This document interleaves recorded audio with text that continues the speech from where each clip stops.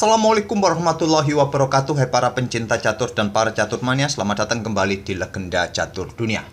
Seperti yang saya bilang tadi pagi, sore atau malam ini kita akan mengulas permainannya Iran Karisma Sukandar di babak ke-9 Reykjavik Open.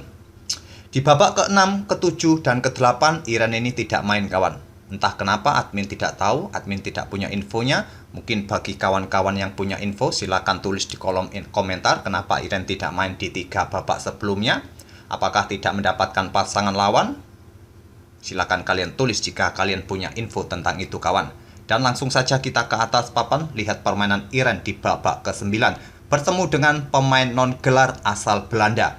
Di sini Iran Pegang Putih mengawali permainan dengan pion E4 dibalas dengan permainan Sisilia, pion C5. Kuda F3, kuda C6, dan Iran bermain dengan variasi Rosolimo attack atau Netsmedinov attack. Pion E6, rokade, kuda G berkembang ke E7. Jika terjadi pertempuran gajah pukul kuda masih bisa dipukul balik oleh saudara tanpa merusak bangunan pionnya kawan. Dan pion D4 melanjutkan permainan Sisilia terbuka. Dipukul balik, dan menteri B6 memberikan 2 kali tekanan bagi kuda D4 juga pada gajah ini. Iran melanjutkan pertukaran kuda pukul kuda, dipukul balik menggunakan pion. Pada posisi ini biasanya juga sering terjadi pertukaran gajah pukul kuda ini kawan.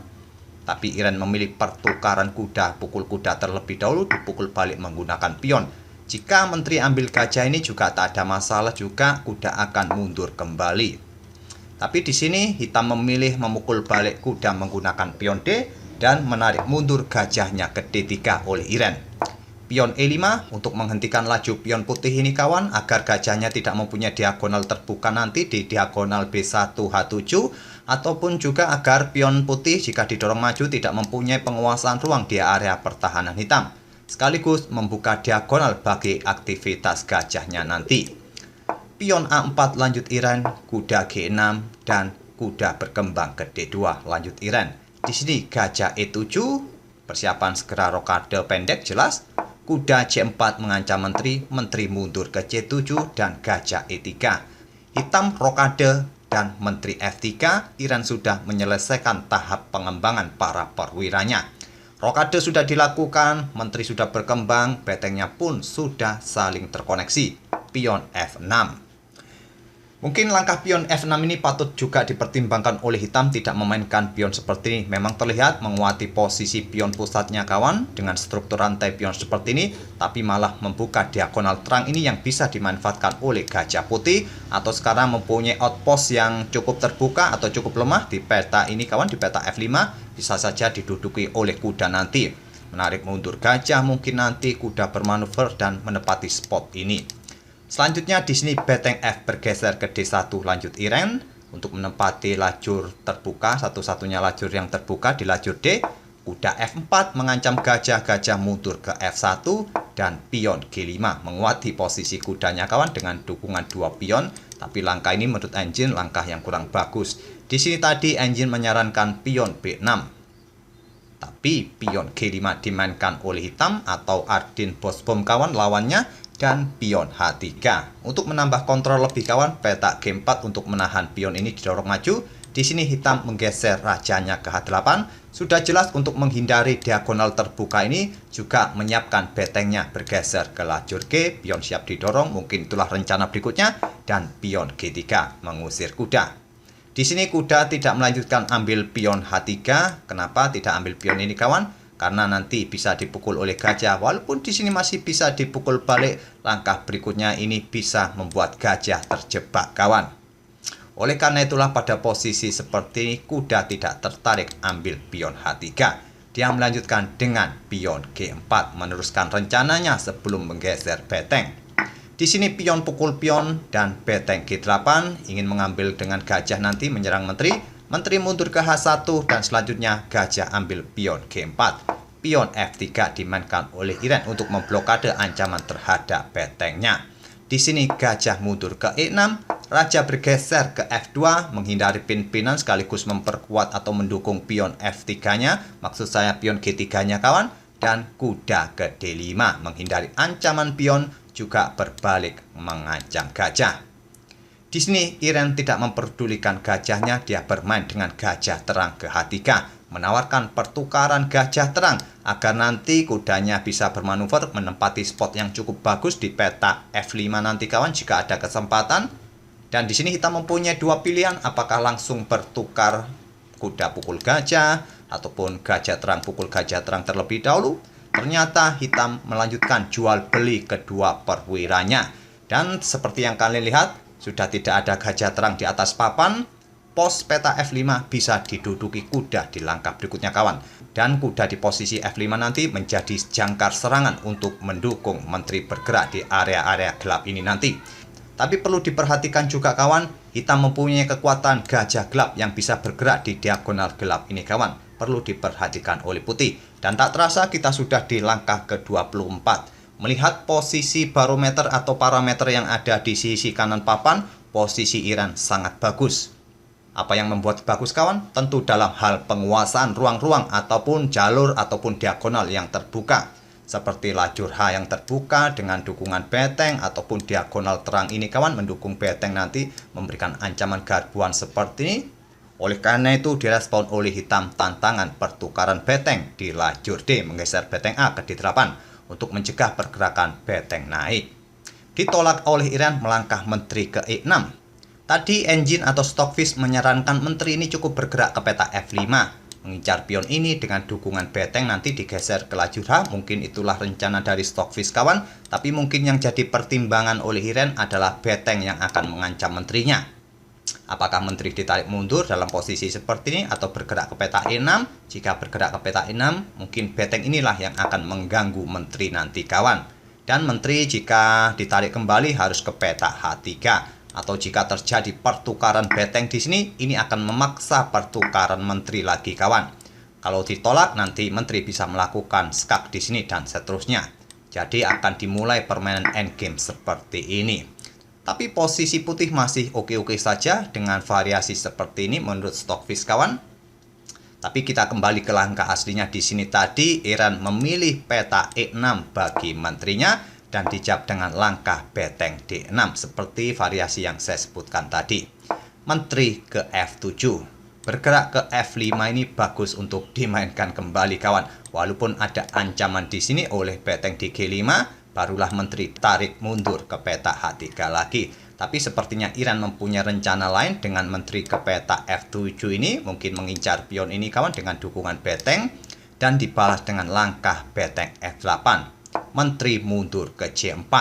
Tidak mencoba mundur ke peta H5. Oke-oke saja walaupun memindahkan menteri di sini dengan dukungan beteng digeser mengincar pion ini, tapi nanti bisa diantisipasi dengan gajah mundur membuka akses bagi menteri menjaga pion H7. Iren memilih peta C4 bagi menterinya dan sekarang beteng pukul beteng, langkah kekeliruan. Pada posisi seperti ini kawan, beteng F digeser ke D8 terlebih dahulu bisa dimainkan oleh hitam untuk menumpuk betengnya. Tapi hitam bermain simpel sepertinya, dari tadi ingin mengadu para perwiranya kawan dan diladeni dipukul balik oleh beteng A.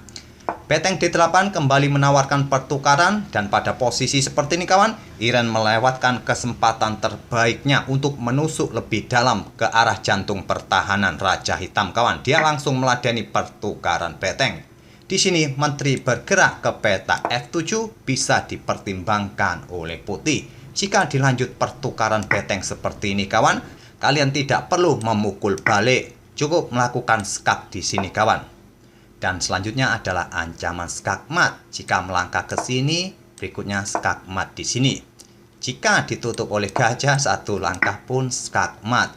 Jadi terjadi pertukaran beteng pukul beteng tidak akan dimainkan oleh hitam. Kemungkinan akan membalas menggeser betengnya ke F8. Menteri kalian cukup bergerak ke peta E6 untuk mendukung beteng memberikan garbuan nanti. Jika ditantang dengan beteng D8, kalian tidak perlu meladeninya. Cukup mengaktifkan kuda ke F5.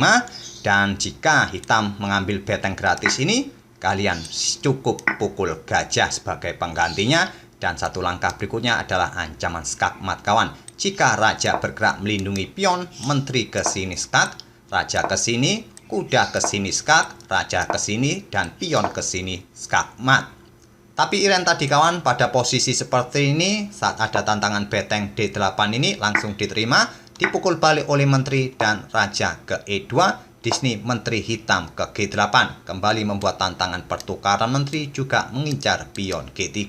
Di sini langsung diladeni Iran, kembali membuat langkah kesalahan kawan dan memposisikan permainan sedikit berimbang lagi.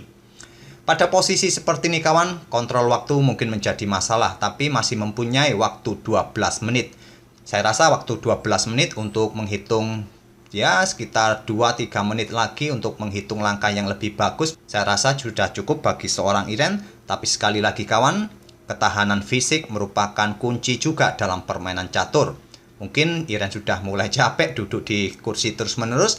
Itulah kenapa Magnus Carlsen selain otaknya encer dalam bermain catur, dia juga sering berolahraga fisik untuk menunjang otaknya kawan. Sekali lagi, ketahanan di atas kursi panas perlu juga diperhatikan oleh pemain. Terus langkah terbaik apa yang bisa dilakukan oleh putih pada posisi seperti ini? Langkah terbaik adalah menteri ini bergerak ke petak D3 kawan untuk menghindari ancaman pertukaran menteri. Jika sekarang menteri hitam ambil pion di G3, sekarang menteri bisa bergerak ke D7 kawan, mengancam gajah ataupun pion di sini. Menteri tidak akan mungkin melakukan skak di sini, nanti dia kehilangan tempo untuk melindungi gajahnya. Jadi menteri akan mundur melindungi gajah. Di sini kalian bisa mendapatkan pion-pion ini nanti kawan. Dan mungkin gajah akan mundur ke peta F8 menantang pertukaran menteri. Kalian bisa ambil pion ini dan nanti kalian mempunyai 2 pion bebas yang terkoneksi. Dan kemungkinan kemenangan lebih besar akan didapat oleh putih kawan. Oke, kita tidak perlu meneruskan variasi ini sampai salah satu pion promosi. Kita kembali ke langkah aslinya saat ada tantangan pertukaran menteri. Langsung diladeni oleh Iran, dipukul balik oleh raja. Kuda F5 dan gajah ke C5. Di sini raja putih D3, pion B5, pion pukul dipukul balik. Di sini pion C4, pion pukul dipukul balik, gajah ke F2 mengincar pion. Raja putih D5 menuju pusat dan mendekati pion. Raja hitam juga mendekati pionnya. Pion G4, raja ke G6 ingin menyelinap nanti mendapatkan pion putih di F3, dibiarkan saja oleh Iran. Raja ke E6, raja hitam G5. Kuda ke E7, raja hitam F4. Kuda ke D5 skak, raja ambil pion, kuda ambil pion, dan raja hitam F4. Langkah blunder. Pada posisi ini tidak perlu terburu-buru untuk naik, untuk mendapatkan kawalan terhadap pion-pion putih ini kawan. Cukup melangkah gajah ke peta H4 terlebih dahulu. Jika kuda ambil pion di H7 ini, kalian bisa ambil salah satu pion ini kawan. Pukul pion ini terlebih dahulu merupakan pilihan utama untuk tetap menjaga pion. Pion ini tidak akan didorong maju karena sudah dikawal oleh gajah. Dan dengan variasi ini, permainan seimbang kemungkinan akan berakhir miss. Tapi di sini tadi kita lihat setelah kuda ambil pion di peta F6 ini, raja maju ke F4 yang merupakan langkah blunder. Iran pukul pion H7, raja ambil pion E4. Sekarang pion didorong oleh Iran. Selanjutnya tinggal 3 peta lagi bisa promosi dan gajah E3. Persiapan menuju peta H6 kawan untuk mencegat pergerakan pion di peta G7. Sebelum mendorong pionnya maju, Iran melangkah kuda ke F6 terlebih dahulu dengan tempo skak. Raja bergeser ke D4, pion G6, gajah H6, dan kuda ke G4 menggarpu gajah serta pion. Di sini gajah dikorbankan lebih memilih mendorong pion agar hitam mempunyai kesempatan juga mempromosikan pion. Putih juga nanti juga mempromosikan pion kawan. Iran sikat gajah, pion didorong maju, tapi sayangnya kawan, petanya sama dengan rajanya sehingga kena garbuan dengan kuda F5 skak. Di posisi ini kawan, hitam menyerah di langkah ke-49. Jelas karena di langkah berikutnya setelah raja bergerak, pion ini tewas. Pion ini bisa promosi di langkah berikutnya. Tentu saja tinggal 1 peta, kalianlah yang mempromosikan. Itulah kawan permainan terakhir Iran Karisma Sukandar di turnamen Reykjavik Open. Tapi sayangnya Iran tidak bermain penuh di turnamen ini. Di babak ke-6, ke-7, dan ke-8 dia tidak main, entah kenapa. Jika kalian mempunyai infonya kenapa kawan Iran tidak bermain di babak-babak itu, silakan tulis di kolom komentar.